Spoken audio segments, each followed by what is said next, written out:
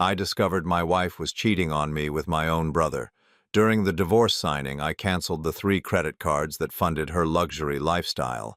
While they were celebrating their expensive wedding in Italy, they received a court summons that made them collapse. I'm glad to have you here. Follow my story until the end and comment the city you're watching from so I can see how far my story has reached. I never imagined that 30 years of marriage could crumble in the span of 15 minutes. But there I was, standing in the doorway of my own office, watching my wife, Olivia, wrapped in the arms of my brother Bruce, their bodies pressed against the mahogany desk, where I had built my dreams for over 2 decades. The sound that escaped my throat wasn't quite human. It was something between a gasp and a moan, the kind of noise an animal makes when it's been mortally wounded, but doesn't yet understand it's dying. They heard it, of course. Olivia's green eyes met mine over Bruce's shoulder, and for a moment I saw something flicker there. Not shame, not regret, just irritation. As if I had interrupted something important, something that mattered more than the 30 years we had spent building a life together. "Carl," she said, her voice steady, almost bored. She didn't even have the decency to pull away from him. "We need to talk." Bruce turned around slowly, his face flushed, his graying hair disheveled. My younger brother, the one I had protected and supported through 3 failed businesses, 2 bankruptcies, and countless personal disasters. The brother who had eaten at my table every Sunday for the past 5 years since his last divorce. The brother who had borrowed $47,000 from me just 8 months ago to get back on his feet. "Jesus, Carl," he said, running a hand through his hair. "This isn't how we wanted you to find out." The casual tone of his voice hit me like a physical blow. "This isn't how we wanted you to find out. Not, this is a mistake, or this just happened." They had planned this conversation. They had discussed how to tell me that my life was over. I gripped the doorframe, my 62-year-old legs suddenly feeling unstable beneath me. The office around us seemed to pulse and blur at the edges. This was the same room where I had celebrated my first $1 million deal, where I had planned surprise vacations for Olivia, where I had dreamed of the vineyard I wanted to buy in California when I retired. The leather chairs, the awards on the wall, the family photo on my desk, everything looked the same, but nothing would ever be the same again. "How long?" My voice came out as a whisper. Olivia finally stepped away from Bruce, smoothing down her black dress, the one I had bought her for our anniversary 3 months ago. "Does it matter?" "How long, Olivia?" She sighed as if my need to know was tedious. 2 years. 2 years. While I was working 14-hour days to expand our business, while I was planning our dream retirement, while I was faithful to a marriage I thought was solid, they had been laughing at me behind my back. Every family dinner, every holiday, every time Bruce had sat at our dining table talking about his loneliness, he had been sleeping with my wife. Bruce cleared his throat. "Look, Carl, I know this is hard to hear, but Olivia and we've fallen in love. Real love. The kind you read about." I stared at him, this man who shared my DNA, my childhood memories, my parents' genes. "Real love? She deserves better than what you've been giving her," he continued, his voice gaining confidence. "When was the last time you took her anywhere nice? When did you last tell her she was beautiful? You've been treating her like she's part of the furniture." The accusation hung in the air like poison gas. Part of me wanted to defend myself, to list all the ways I had tried to show love, all the sacrifices I had made. But another part of me, the part that was rapidly calcifying into something cold and hard, simply absorbed the words and filed them away for later use. Olivia walked over to the window, her high heels clicking on the hardwood floor with the same rhythm they had clicked for 30 years of our marriage. "I've been unhappy for a long time, Carl. You know that." Did I know that?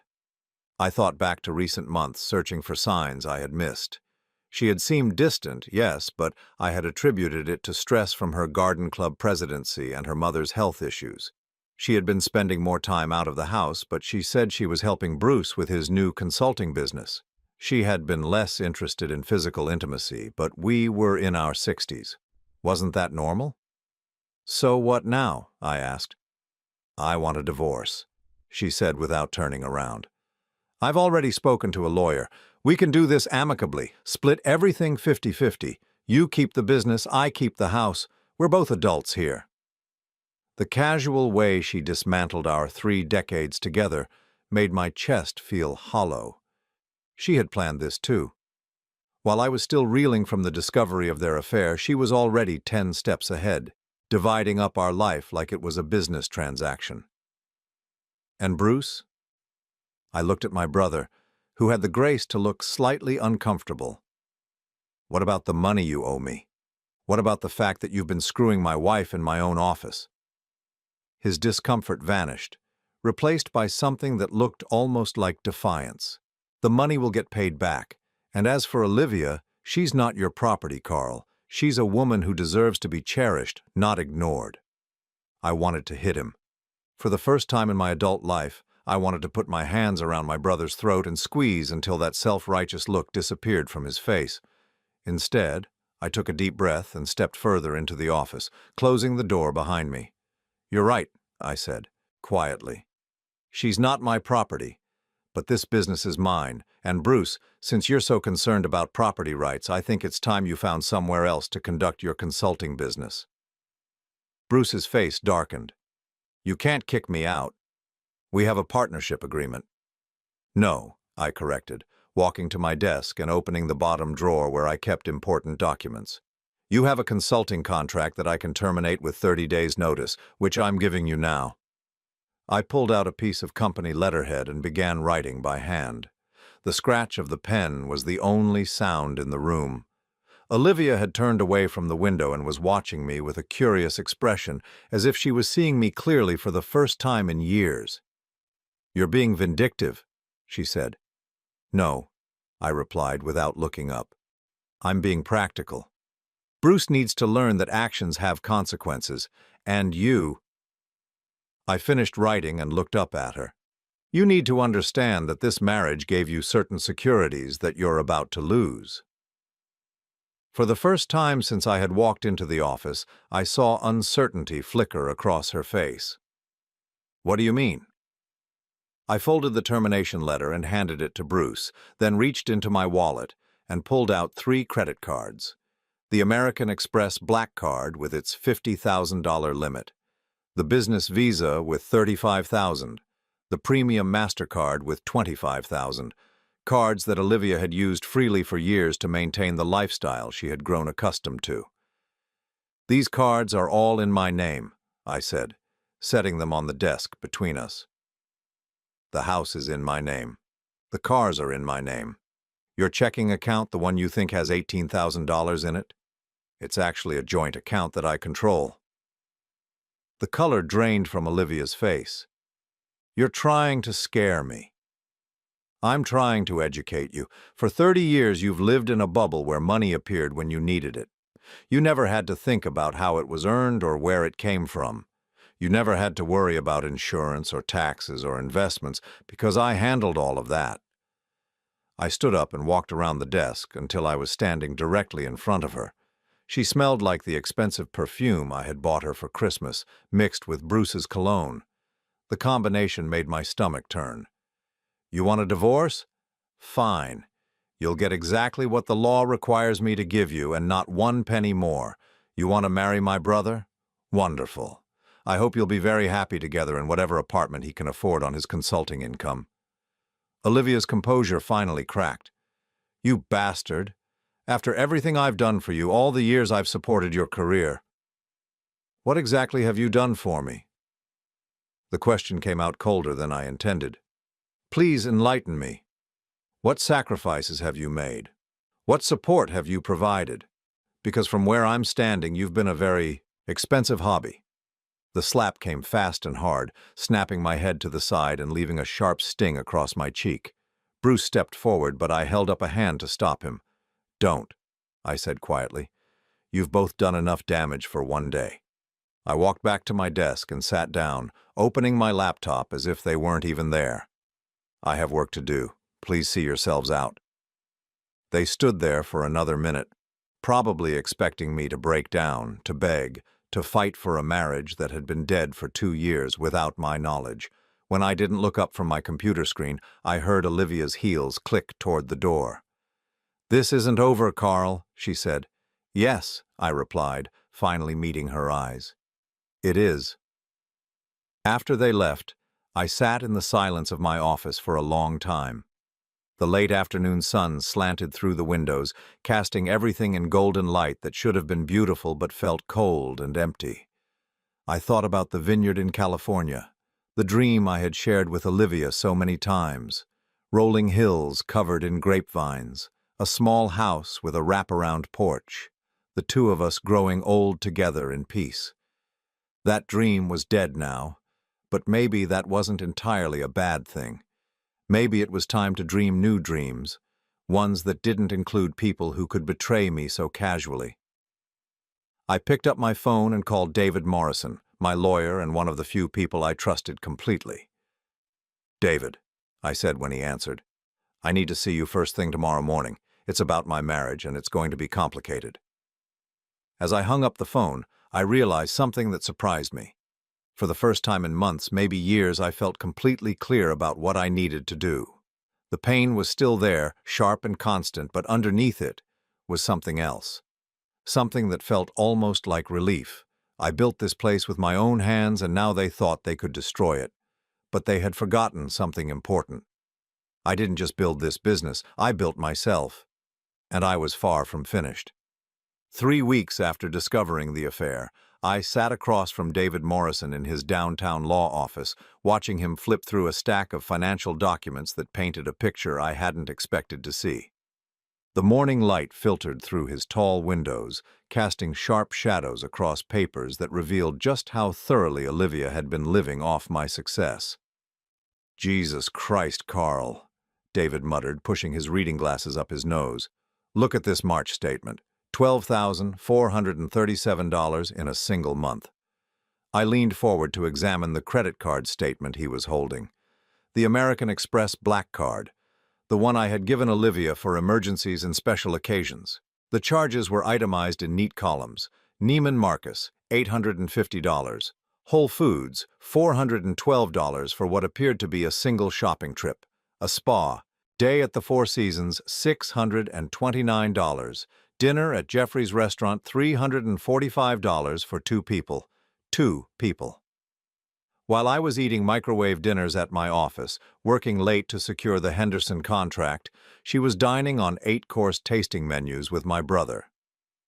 "And this is just one card," David continued, pulling out another statement. "The Visa shows another $8,600 in the same month. Mostly clothing stores and what looks like a weekend in San Antonio. Hotel Macara, 2 nights, $1,500. I remembered that weekend. Olivia had told me she was visiting her sister Caroline in Houston. Carolyn, who, according to these receipts, was apparently living it up in San Antonio's most expensive hotel with room service charges that included 2 bottles of Dom Perignon at $450 each. "How long has this been going on?" David asked. I rubbed my temples, feeling a headache building behind my eyes. The affair? 2 years, according to them, but these spending patterns— I gestured at the papers spread across his desk. "They look like they go back at least that long, maybe longer." David picked up a calculator and started adding figures. The mechanical clicking of the keys filled the silence as he worked through months of statements. Finally, he set the calculator down and looked at me with the expression of someone delivering bad news to a patient. In the past 24 months, across all 3 cards, she's spent approximately $218,000. $218,000. I sat back in my leather chair, the number hitting me like a physical blow. That was more than most people made in 4 years. That was a house. That was my daughter's entire college education, if I had been blessed with children. "And Carl," David said gently, "there's something else you need to see." He pulled out a different folder, this one containing bank statements from an account I didn't recognize. "This is a joint account at First National Bank. Your name is on it as a secondary holder, but I don't think you've ever used it." I stared at the account number, trying to remember when I might have signed papers for a joint account at First National. Then it hit me. 3 years ago, when we were refinancing the house, Olivia had asked me to sign several documents. She said it was all routine paperwork, insurance forms, and bank authorizations. I had trusted her and signed where she pointed, not reading the fine print. The interesting thing about this account, David continued, is the pattern of deposits. Look here. Monthly transfers from your business account, always the same amount, $3,500 transferred on the 15th of every month for the past 36 months. $3,500 every month for 3 years, $126,000 that I'd never authorized, never approved, never even known about. Money that had been automatically transferred from my business account into this joint account that Olivia controlled. How is this legal? I asked. Technically, it's not illegal, David said carefully. You're listed as an account holder, so the transfers aren't unauthorized in the strictest sense, but the fact that you didn't know about them, combined with the pattern of spending we're seeing, he gestured at the credit card statements, this could constitute financial fraud, especially if we can prove deliberate deception. I thought about all the times Olivia had complained about money over the years, how she said we needed to be more careful with our spending, how she worried about retirement. Meanwhile, she was secretly funneling $3,500 a month into an account she used to fund her affair. There's more, David said, and I wondered how much worse it could get. Bruce has been receiving payments from this account, regular transfers, usually around $2,000 a month. It looks like Olivia has been financially supporting their relationship using your money. The room seemed to tilt slightly. Not only had my wife been cheating on me with my brother, but she had been paying him to do it. With my money. Money that I had earned through 60-hour work weeks, through stress that had given me my first gray hairs at 45, through sacrifices I had made because I thought we were building something together. What are my options? I asked. David set down the papers and looked at me directly. Legally, you have several paths. We can pursue criminal fraud charges, though that would be a long, messy process. We can use this information in the divorce proceedings to argue that she's not entitled to half the marital assets. Or, he paused, a slight smile playing at the corners of his mouth, we can be more creative. What do you mean? You're the primary account holder on all 3 credit cards. You have the legal right to cancel them at any time, for any reason. The joint account at First National can be frozen immediately since you're a listed owner, and Bruce's consulting contract with your company. David flipped through another set of documents. According to this, you can terminate it with 30 days' notice, which you've already given. The implications of what he was suggesting began to sink in. They don't know I know about the financial situation. Exactly. Olivia signed the divorce papers last week without even reading the financial disclosure section. She just assumed she'd get half of everything visible, the house, the business, the obvious accounts. She has no idea that you've discovered her secret spending or the hidden account. I stood up and walked to David's window, looking down at the bustling street below. People hurried along the sidewalks, focused on their own lives, their own problems. None of them knew that 30 stories above them, a 62-year-old man was planning the most important decision of his life. When is their wedding? David asked. September 15th, they're having it in Italy, some villa in Tuscany that Olivia found online. I turned back to face him. She showed me the pictures last week, said it was going to be the wedding of her dreams. Villa San Michele, $1,700 a night for the bridal suite. Paid for how? The credit cards, I assume. She's been planning it like money is no object. David nodded slowly. The timing could be perfect. If we wait until after they've committed to all the major expenses, the venue, the catering, the flights, and then cancel the cards, they'd be stranded, I finished, in a foreign country with no way to pay their bills. It would certainly send a message.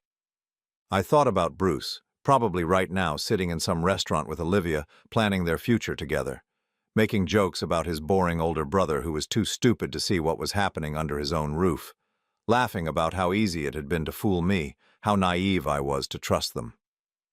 There's something else you should consider, David said. If we're going to do this, we need to make sure you're protected. Bruce will probably try to claim that the money Olivia gave him was a gift, not theft, and Olivia might argue that she deserves access to the accounts during the divorce proceedings.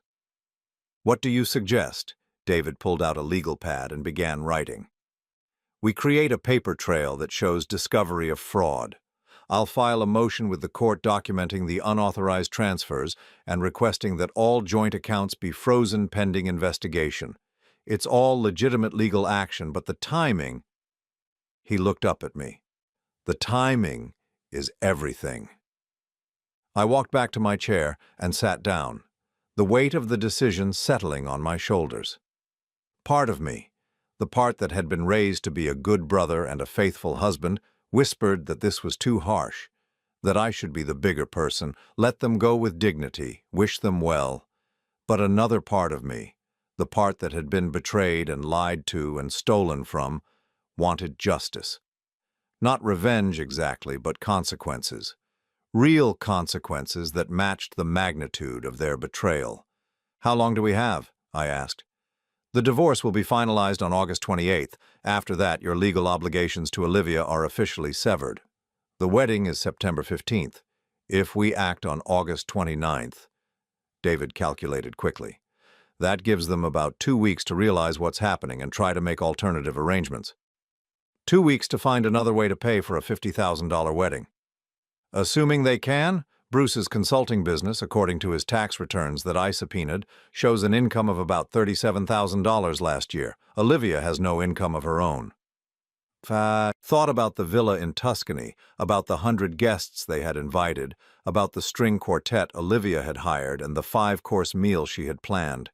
She had spared no expense because she thought she was spending unlimited money. My money. David, I said finally, I want you to prepare all the paperwork, the motion to freeze the accounts, the cancellation of the credit cards, everything, but I don't want to file anything until after the divorce is finalized. And Bruce's consulting contract? That ends exactly 30 days from when I gave him notice, August 20th, I believe. David made notes on his legal pad. This is going to be devastating for them. Good, I said, and was surprised by how calm my voice sounded. For 30 years I played by the rules. I was faithful, I was generous, I was trusting, and they treated that like weakness. They thought I was too stupid or too weak to fight back. I stood up and gathered my copy of the financial documents. They're about to learn that there's a difference between being kind and being foolish. As I left David's office, I felt something I hadn't experienced in weeks. Control. For the first time since discovering the affair, I wasn't reacting to their choices. I was making my own. The elevator descended 30 floors in silence, carrying me back to street level where my real life waited. In exactly 5 months and 3 days, my wife would become my ex-wife. In 5 months and 20 days, she would marry my brother in a villa overlooking the Tuscan countryside. But first they would learn what it felt like to fall. $58,000 in 1 month. On what? Soon they would find out that question had a very expensive answer. The divorce papers felt heavier than they should have as I sat in the lawyer's conference room on August 28th, watching Olivia sign away 30 years of marriage with the same casual indifference she might use to sign a grocery receipt. Her manicured fingers gripped the Mont Blanc pen I had given her for our 10th anniversary, the gold band catching the fluorescent light as she scrawled her signature across document after document. Initial here, David said, pointing to a section about asset division, and here, regarding the business ownership. Olivia barely glanced at the papers before marking each spot. She was wearing the black Chanel dress she had bought 3 months ago, $847 according to the American Express statement I had memorized. Her hair was styled in the elaborate updo that cost $215 every 6 weeks at that salon in Westlake. Even her divorce outfit had cost me more than most people spent on rent. "Are we almost finished?" she asked, checking the Cartier watch on her wrist. Another gift from my credit card, purchased during one of her shopping therapy sessions while she was sleeping with my brother. "Bruce and I have a meeting with the wedding planner at 3. The wedding planner. I had to suppress a smile at that. They were probably discussing final details for their Tuscan dream wedding. The 5-course dinner for 120 guests, the imported flowers, the string quartet flown in from Rome, every detail meticulously planned and financially dependent on credit cards that would cease to exist in approximately 6 hours. "Just a few more signatures," David said smoothly. He caught my eye for just a moment, the slightest nod confirming that everything was proceeding exactly as we had planned. "Mrs. Holloway, this section confirms that you understand the terms regarding ongoing financial support." "What ongoing financial support?" Olivia looked up sharply. "We agreed there wouldn't be any alimony." "That's correct," David said. "This just confirms that both parties understand they are financially independent as of the date this divorce is finalized. No continued access to joint accounts, credit cards, or business assets." Olivia shrugged and signed again. She had no idea what she was signing away because she had never bothered to understand where our money came from or how it was managed. In her mind, money simply appeared when she needed it, like water from a faucet. The idea that the faucet could be turned off had never occurred to her. My lawyer, Margaret Chen, slid another document across the table. "This is the final asset division. Mr. Holloway retains full ownership of Holloway Enterprises and all associated accounts. Mrs. Holloway receives the agreed-upon settlement of $250,000 to be paid within 30 days. $250,000. It was less than what she had spent in the past 18 months, but it was still generous by any legal standard. It was also exactly what I owed her according to Texas law, half of our marital assets minus half of the debt she had accumulated without my knowledge. "And that's it?" Olivia asked. "I can go?" "That's it," I said, speaking for the first time in over an hour. "You're officially free to marry whomever you choose, whenever you choose." She looked at me then, really looked at me, and for a moment I thought I saw something flicker across her face. Uncertainty, maybe, or second thoughts. But then she stood up, smoothing down her expensive dress, and the moment passed. "Good," she said. "Bruce is waiting in the lobby. We have a wedding to finish planning." After she left, I sat in the conference room for another 20 minutes, staring at the papers that had just legally erased 3 decades of my life. David and Margaret began packing up their files, but I couldn't seem to move. It was done. The marriage that had defined my adult life was officially over. "How do you feel?" Margaret asked gently. "Free," I said, and realized I meant it. "Terrified and free." David checked his watch. "It's 2:47. The banks close at 5. If we're going to do this, do it," I said. The next 3 hours passed in a blur of phone calls and paperwork. David had prepared everything meticulously. The motion to freeze the joint account at First National Bank was filed at 3:15, approved by Judge Harrison at 4:23, and executed by the bank at 4:41. The 3 credit cards, American Express, Visa, and MasterCard, were officially canceled at 4:55, just 5 minutes before the banks closed for the day. By 5 o'clock on August 28th, Olivia and Bruce had gone from having access to over $100,000 in available credit to having exactly 0. The joint account that had been automatically funding their lifestyle for 3 years was frozen. The monthly transfers that had been paying for Bruce's apartment, his car, his entire existence, stopped immediately. But they wouldn't find out until tomorrow. I drove home slowly, taking the long way through the hills west of Austin. The late summer heat shimmered off the asphalt, and the cicadas buzzed in the live oak trees that lined the winding road. This was the last time I would drive to the house in Westlake Hills, the house that would belong entirely to Olivia in 30 days, along with the mortgage payments and property taxes she had never bothered to understand. The house looked exactly the same as it had for the past 15 years. Manicured lawn, perfectly trimmed hedges, the fountain in the circular driveway that cost $1,200 a month to maintain. Olivia's white Mercedes was gone. She was probably still with the wedding planner, excitedly discussing linens and flower arrangements that would never be paid for. I walked through the rooms one last time, looking at furniture we had chosen together, artwork we had bought on vacations that now seemed like elaborate lies. In the master bedroom, Olivia's walk-in closet was filled with thousands of dollars worth of clothing, shoes, and accessories.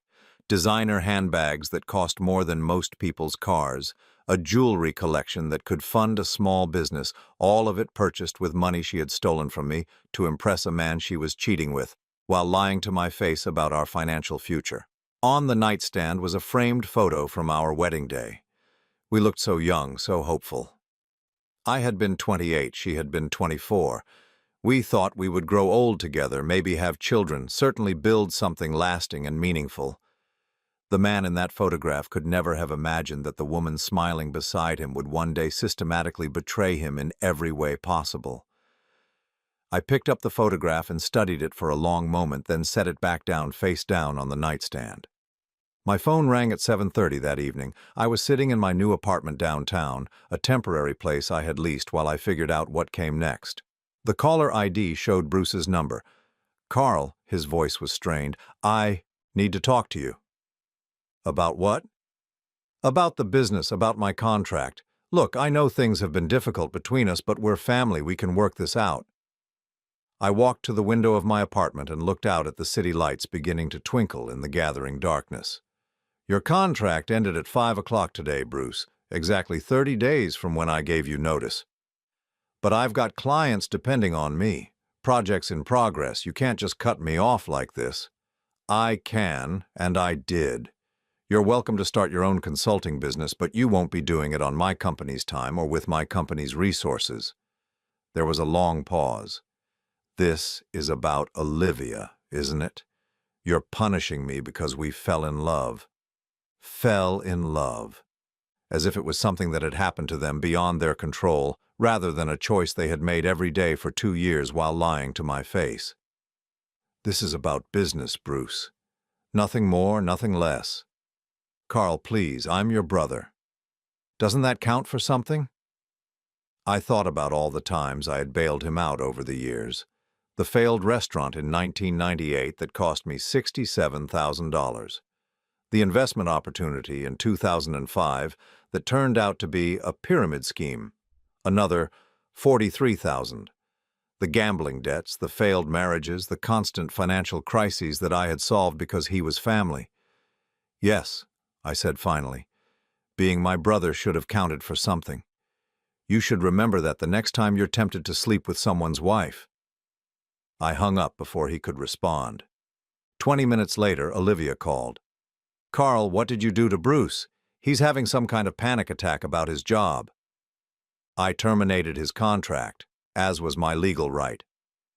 "On the day of our divorce? Really? That's incredibly petty, even for you." I almost laughed. Petty.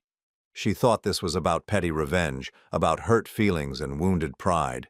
She had no idea what was coming. "Bruce will be fine," I said. "He's a survivor. He'll figure something out." "We're supposed to leave for Italy in 3 days, Carl. Bruce needs that income for the wedding expenses." Then maybe he should have thought about that before he decided to have an affair with his brother's wife. There was a sharp intake of breath. "You know what? I'm glad we're getting divorced.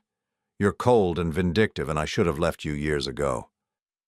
"You should have," I agreed. "But you didn't, because leaving would have meant giving up the credit cards." The silence on the other end of the line stretched for nearly 10 seconds. "What's that supposed to mean?" she asked finally. "Nothing," I said. "Have a wonderful wedding, Olivia. I hope it's everything you dreamed it would be." After I hung up, I poured myself 3 fingers of Macallan 18-year-old scotch and sat in my empty apartment, thinking about tomorrow. By this time, tomorrow, evening, they would know. The credit cards would be declined, the accounts would be inaccessible, and the financial house of cards they had built on my back would come crashing down. I raised my glass to the window, to the city lights, to the future that stretched ahead of me like an open road. "Let me see how well you do without my money," I said to the empty room. The scotch burned going down, but it was a good burn. The burn of a man who had finally stopped being a victim. The call came at 3:27 in the morning, Austin time. I knew it was 3:27 because I was lying awake in my new apartment, unable to sleep, when my phone lit up with an international number. 9:27 in the morning in Tuscany, which meant they had probably been trying to solve their problems for several hours before swallowing their pride enough to call me. I let it ring 4 times before answering. Hello? Carl. Olivia's voice was tight, strained with an edge of panic that I had never heard before in 30 years of marriage. We need to talk. About what? About the credit cards. There's been some kind of mistake. They're not working. I sat up in bed, reaching for the lamp on my nightstand. Through my apartment window, I could see the Austin skyline in the pre-dawn darkness, peaceful and quiet. Half a world away, my ex-wife was discovering what financial reality felt like. What do you mean they're not working? I mean they're being declined, all of them. The American Express, the Visa, the MasterCard, even for small charges. The hotel is saying there's a problem with the payment authorization. I walked to my kitchen and started making coffee, cradling the phone between my ear and shoulder. Have you called the credit card companies? Of course I've called them. Her voice was rising now, the panic bleeding through her attempt to stay calm. They said the accounts have been closed, permanently closed. Carl, what did you do? I did what any reasonable person would do after discovering that their spouse had been stealing from them. I protected my assets. The silence on the other end of the line stretched for nearly 15 seconds. I could hear voices in the background, Italian voices, rapid and agitated. Bruce saying something about calling his bank in Austin, the sound of a door slamming. Stealing? Olivia's voice was barely above a whisper. What are you talking about? The joint account at First National Bank, $3,500 a month for 3 years, money that you transferred from my business account without my knowledge or permission, money that you used to pay for your affair. Another long silence. Then, how did you find out about that? Does it matter? The point is, you stole over $120,000 from me, Olivia. Did you really think there wouldn't be consequences? I heard her take a shaky breath. Carl, please. We can work this out when we get back. But right now we're in Italy. We have 120 people here for our wedding, and we can't pay for anything. The hotel bill alone is going to be $18,400. $18,400. For 6 nights at Villa San Michele, in the bridal suite that Olivia had chosen because it had the best view in Tuscany. The same suite where she was probably planning to celebrate her new marriage while completely dependent on money she had stolen from her previous husband. That sounds like a problem you need to solve with your new husband. Carl, don't do this, please. You're not a cruel person.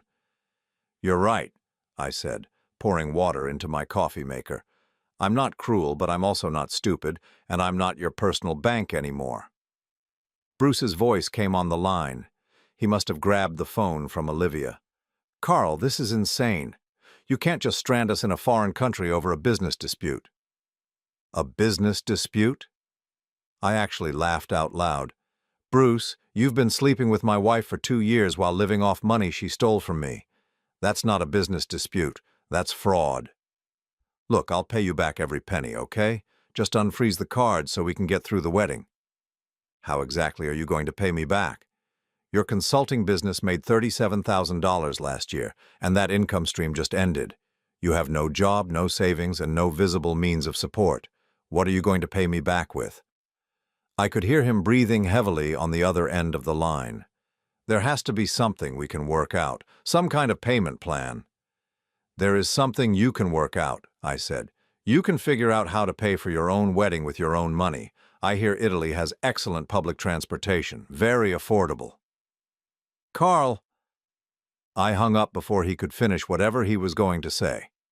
The coffee finished brewing and I poured myself a cup, adding cream from the small refrigerator in my temporary kitchen. Outside my window, Austin was beginning to wake up. Early commuters heading to work, joggers starting their morning runs, the city stirring to life. Normal people living normal lives, probably never imagining that halfway around the world, an elaborate destination wedding was imploding in spectacular fashion. My phone rang again immediately. This time I didn't answer.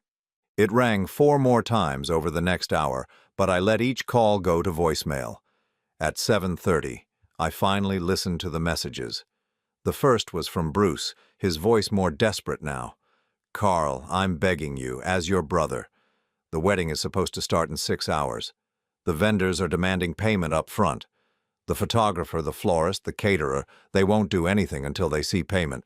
Please, just call me back." The second message was from Olivia, crying, "Carl, they're threatening to cancel everything, the flowers, the music, the dinner, all of it. 120 people flew here for our wedding. My mother is here, Bruce's kids are here. Please don't do this to us, please." The third message was Bruce again. "The hotel manager just came to our room.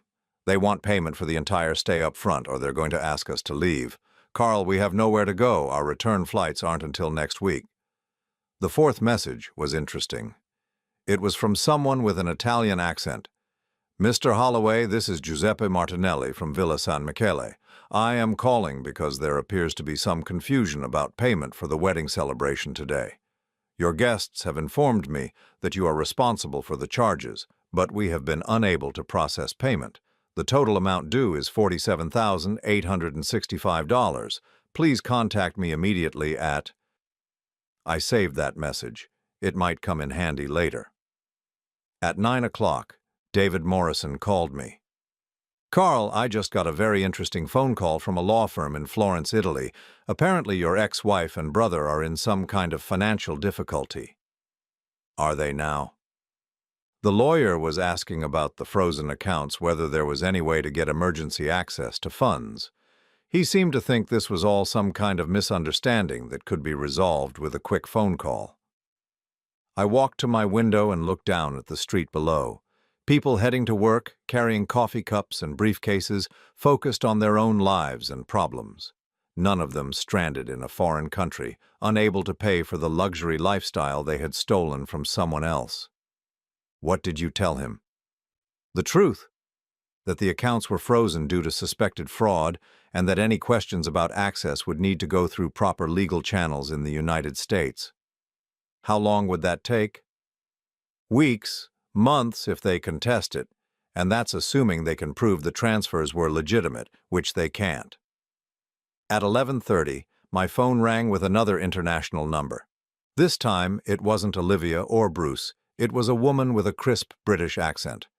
"Mr. Holloway, this is Jennifer Cromwell from the American Embassy in Florence. I'm calling about 2 American citizens who have contacted us regarding a financial emergency." "Oh?" Mr. Bruce Holloway and Mrs. Olivia Holloway have requested assistance in contacting their family about an urgent financial matter. They've indicated that you might be able to help resolve their situation." "I see. And what exactly is their situation?" "They appear to be unable to pay for their accommodations and other expenses related to a wedding celebration. They've asked us to facilitate communication with family members who might be able to provide assistance." I sat down heavily in my chair.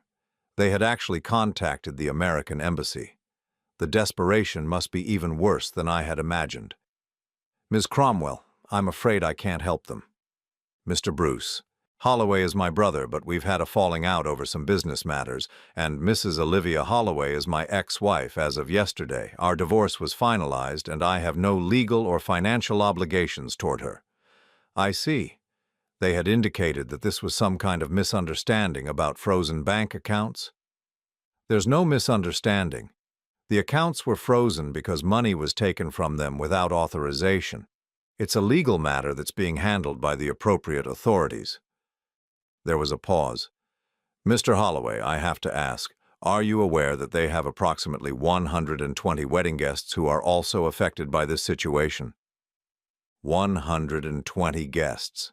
People who had flown to Italy expecting to attend a lavish celebration, only to discover that the whole thing was built on stolen money. I almost felt sorry for them.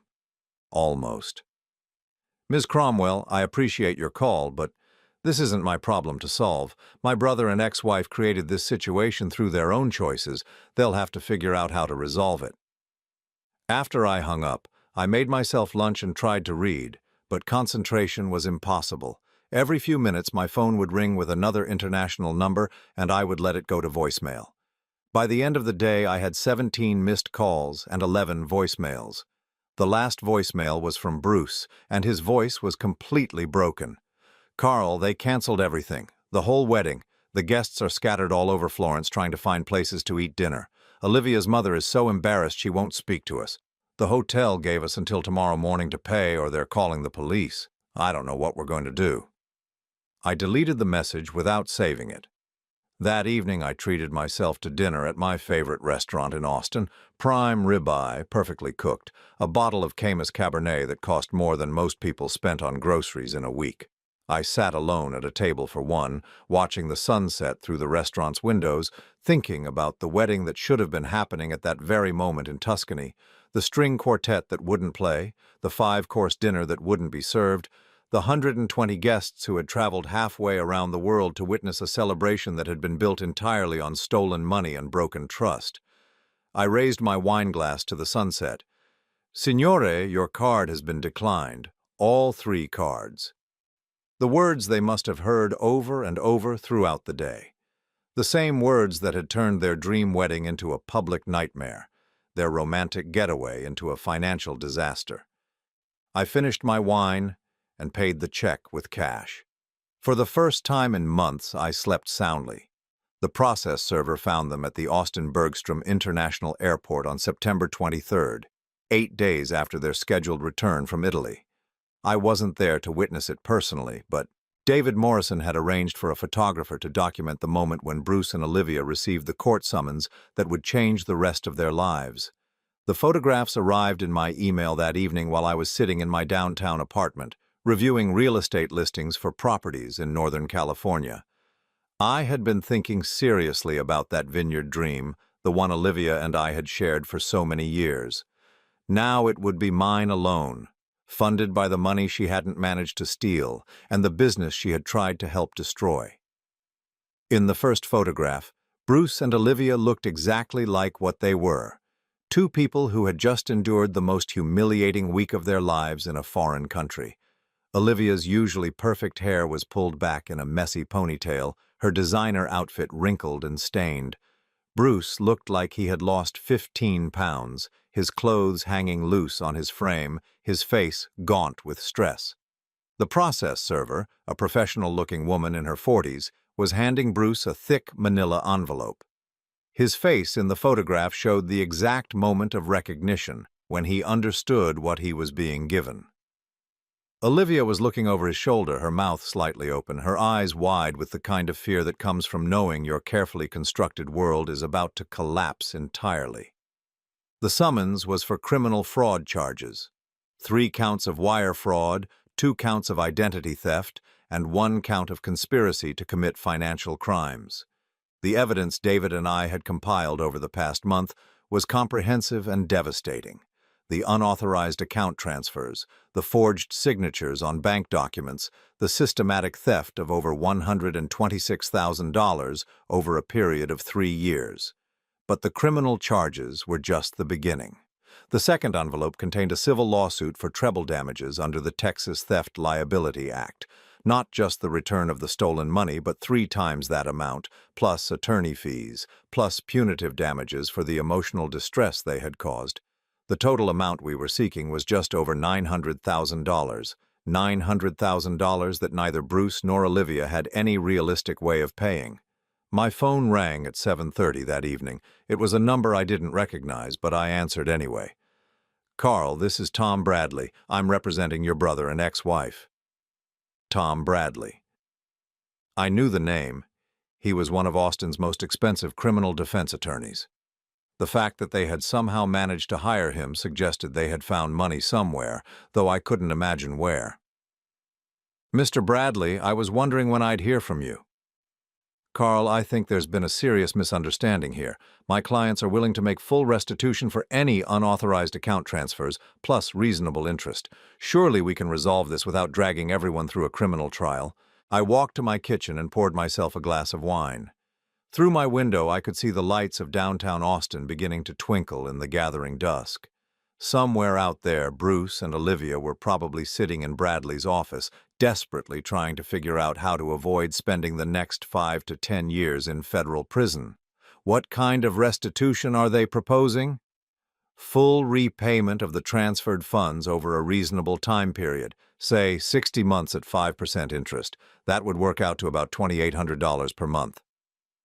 $2,800 per month from two people who currently had no jobs, no savings, and no visible means of support. Bruce's consulting contract was terminated, and Olivia had never worked a day in her adult life. The math was absurd. And where exactly would this $2,800 per month come from? There was a pause. Bruce is confident he can rebuild his consulting business, and Olivia is exploring employment opportunities.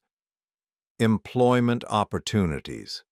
Olivia, who hadn't held a job since she was 23 years old, who had no college degree, no professional skills, and no work experience beyond volunteer positions at charity galas. The idea of her working in the real economy was almost laughable.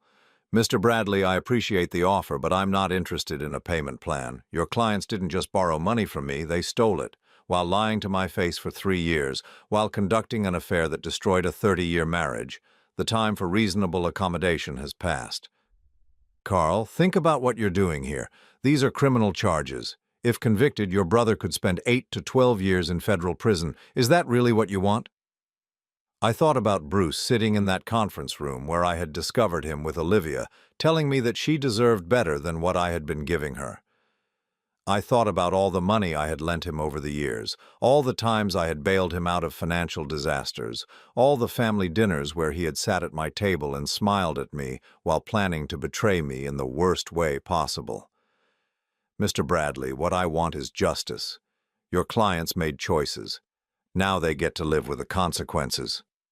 And Olivia, she's your wife of 30 years. Doesn't that count for something?" "Ex-wife," I corrected. "As of August 28th, and no, it doesn't count for anything. She made her choice when she decided to steal from me to fund her affair." After I hung up, I called David Morrison at home. "They tried to negotiate," I told him. "I figured they would." "What did you tell them?" "That I'm not interested in payment plans or plea bargains.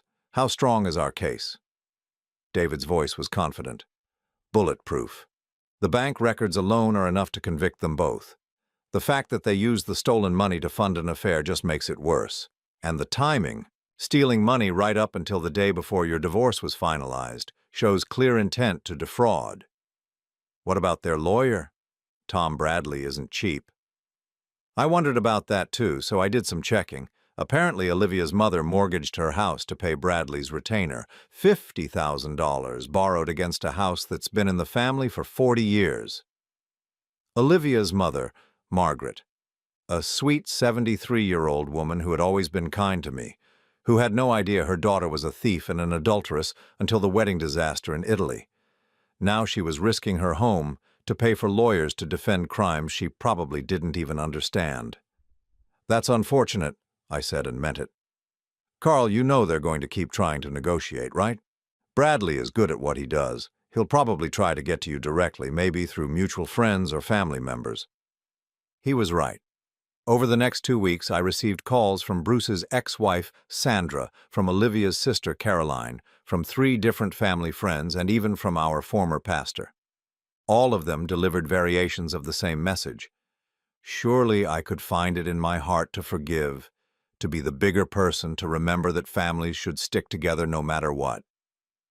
The most difficult call came from my elderly Aunt Helen, my father's sister, who had always been like a second mother to both Bruce and me. "Carl, honey," she said, her voice frail with age and emotion, "I know they hurt you terribly, but Bruce is still your baby brother, and families are supposed to forgive each other." I had to close my eyes and take a deep breath before answering. "Aunt Helen, I understand why you're calling. But this isn't about forgiveness, this is about consequences. Bruce and Olivia committed serious crimes. If I don't hold them accountable, who will? But prison, Carl, your own brother in prison? He put himself there, Aunt Helen. I didn't make him steal from me. I didn't make him sleep with my wife.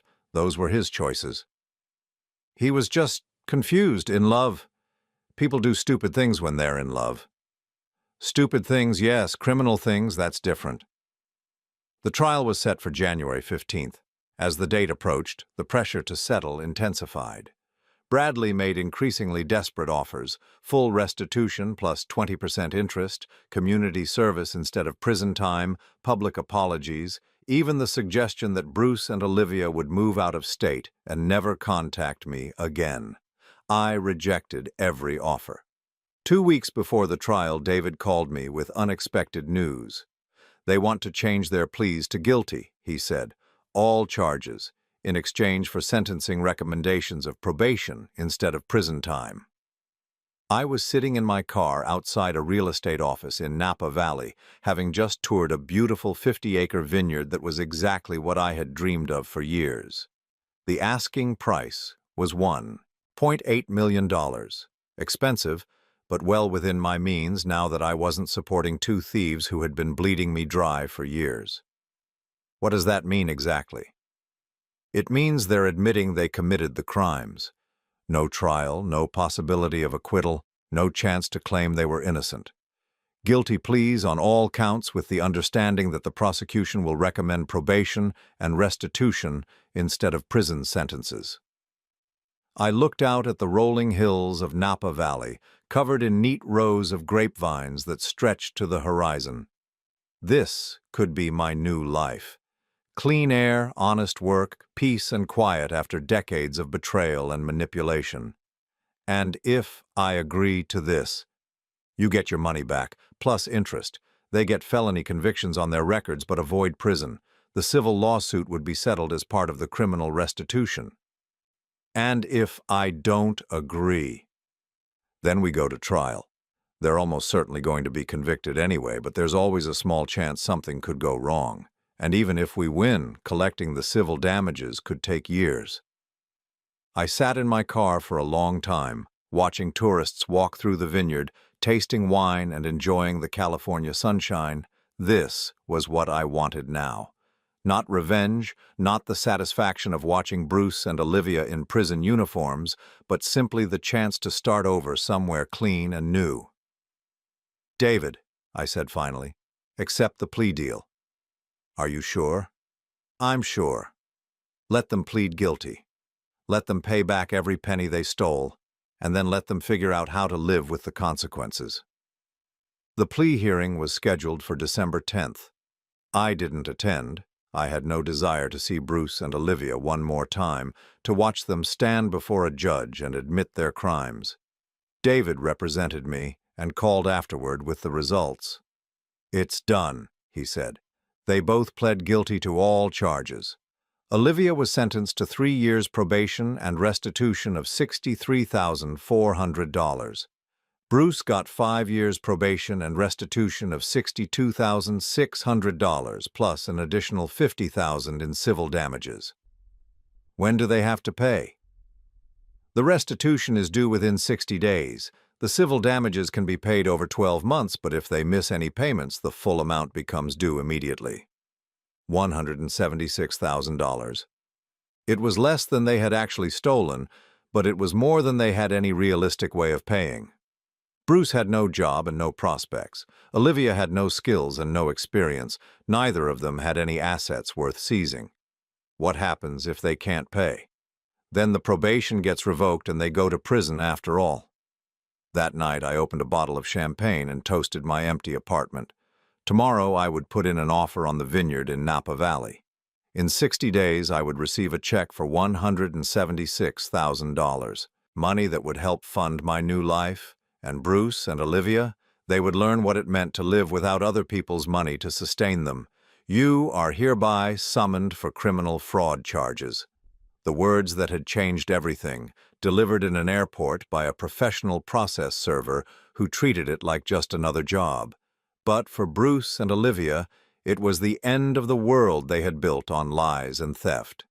Justice, I had learned, didn't always look like revenge.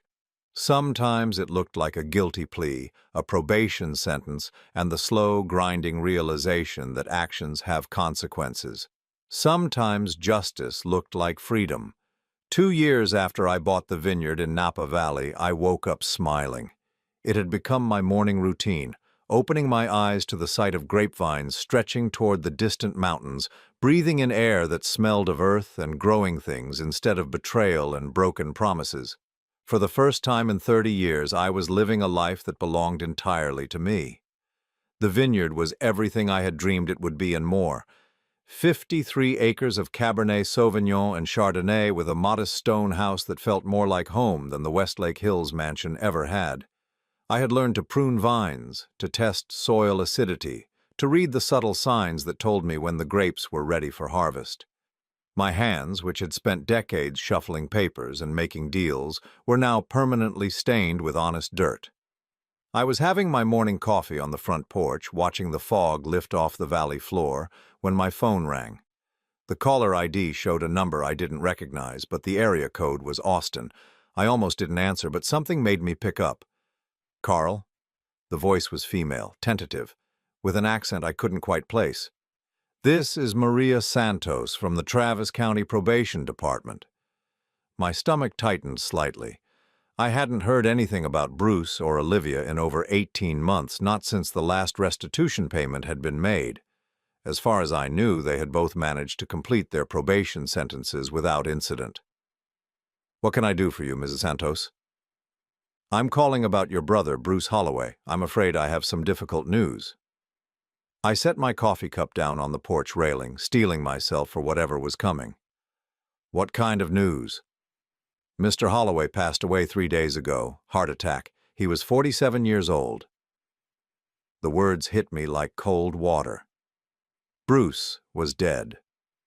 My younger brother, the one I had protected and supported for most of his adult life, the one who had betrayed me in the most devastating way possible, was gone.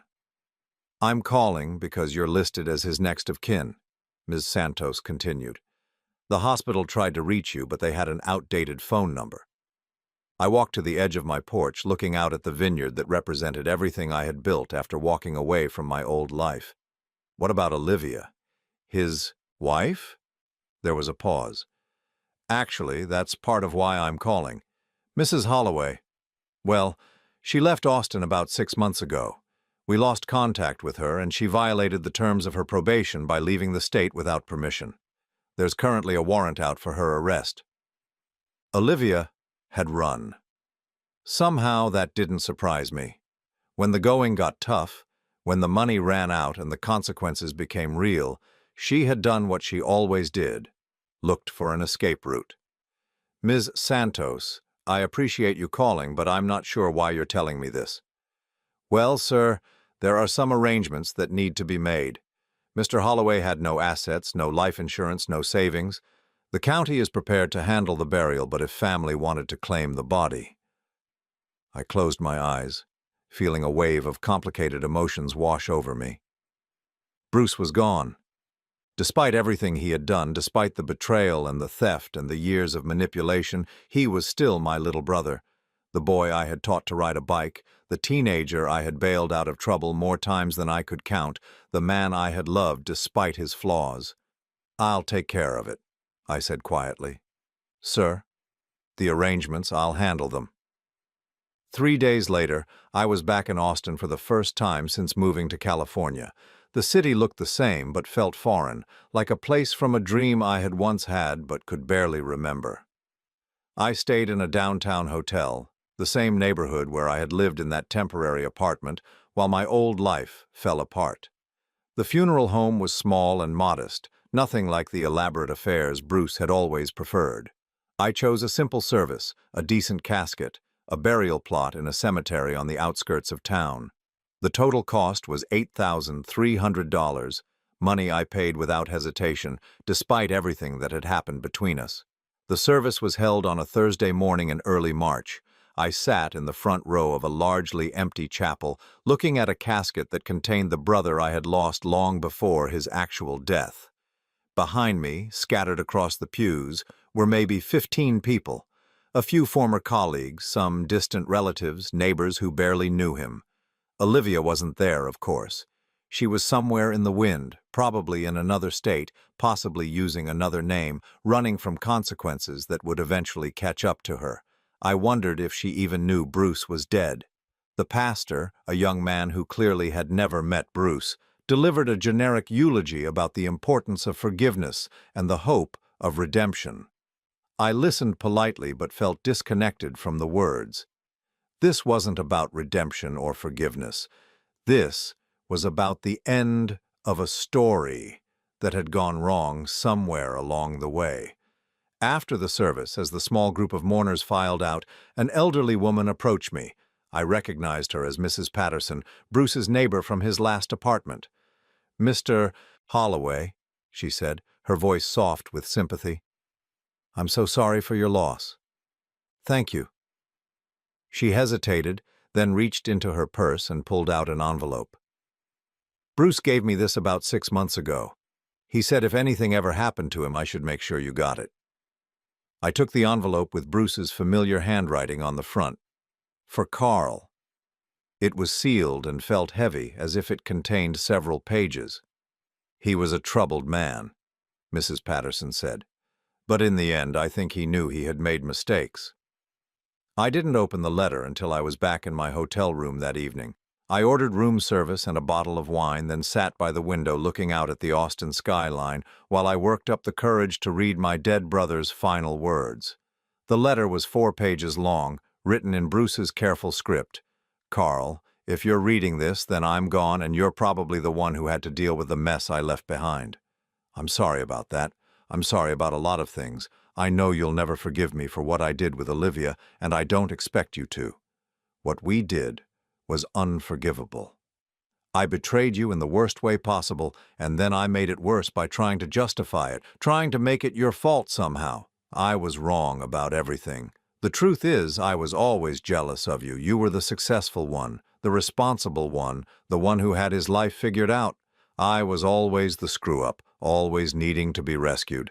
And instead of trying to be better, I resented you for being everything I couldn't be. Olivia saw that resentment and used it. She convinced me that you didn't appreciate what you had, that you took her for granted, that she deserved better. She made me feel like I was saving her from a loveless marriage instead of destroying a family. I was stupid enough to believe her. The funny thing is, after we got together, I realized she didn't love me either. She never loved me. I was just a way to hurt you, a way to get back at you for some imagined slight.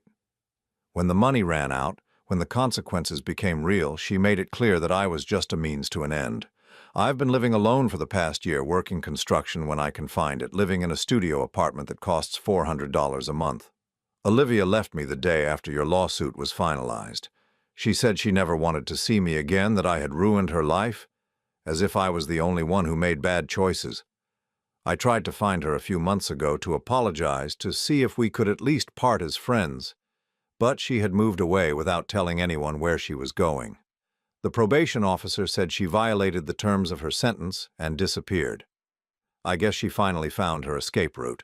I want you to know that I tried to pay back every penny of the restitution. I worked double shifts whenever I could get them, lived on ramen noodles and cheap beer, saved every dollar I could. I know it doesn't make up for what I stole, but I wanted to honor the agreement.